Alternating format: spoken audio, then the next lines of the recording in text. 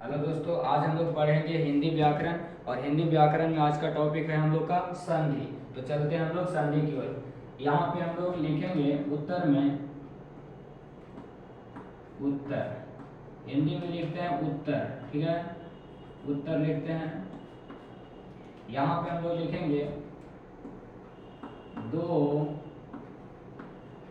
निकटवर्ती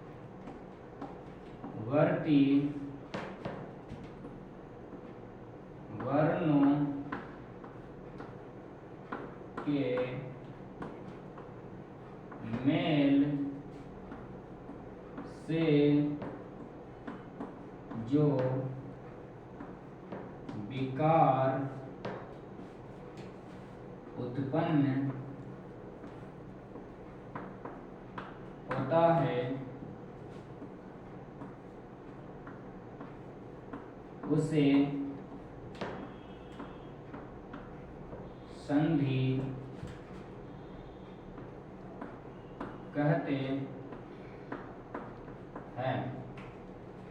अब हम लोग लिखेंगे जैसे में,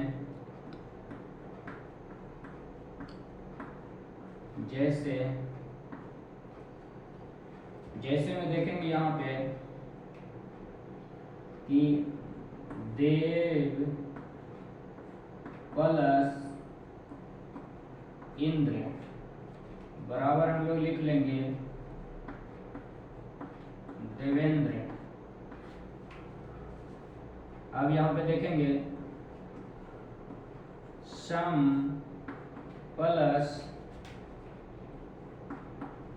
तोष, तो हो जाएगा यहाँ पे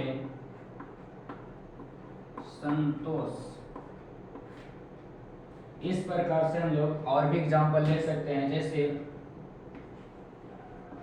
हिम प्लस आलय हो जाएगा हिमालय। और भी एग्जाम्पल है, जैसे विधा प्लस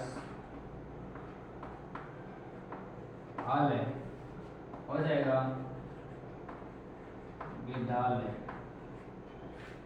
इस प्रकार से हम लोग बहुत से एग्जाम्पल देख सकते हैं।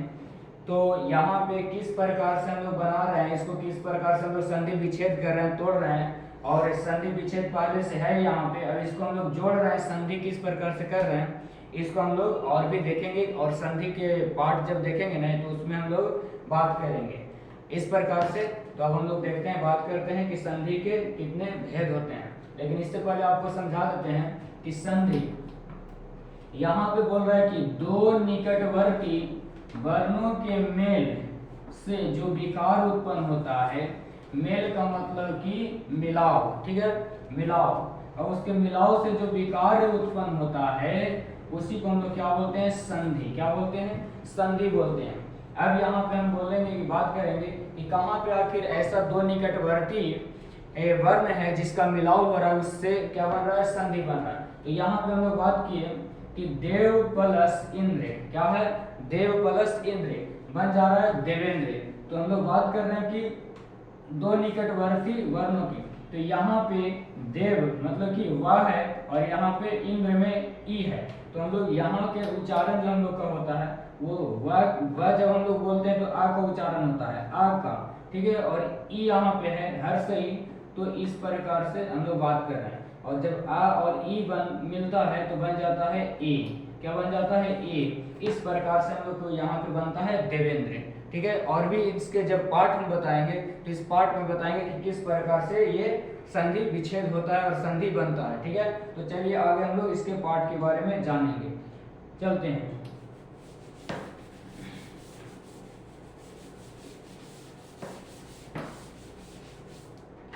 चलिए, तो यहाँ पे हम लोग लिखते हैं संधि के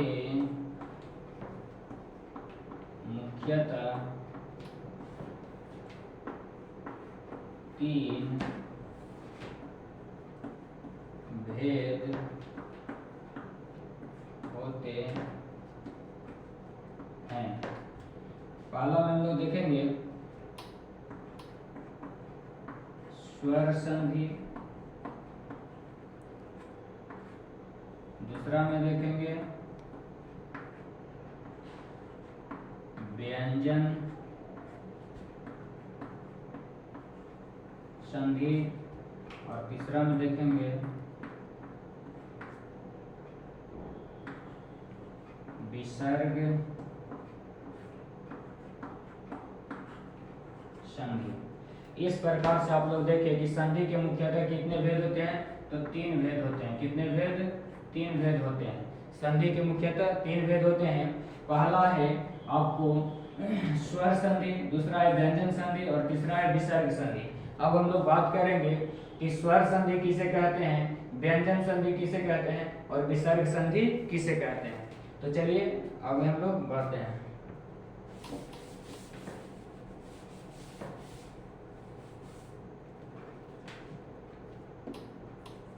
स्टॉप करो।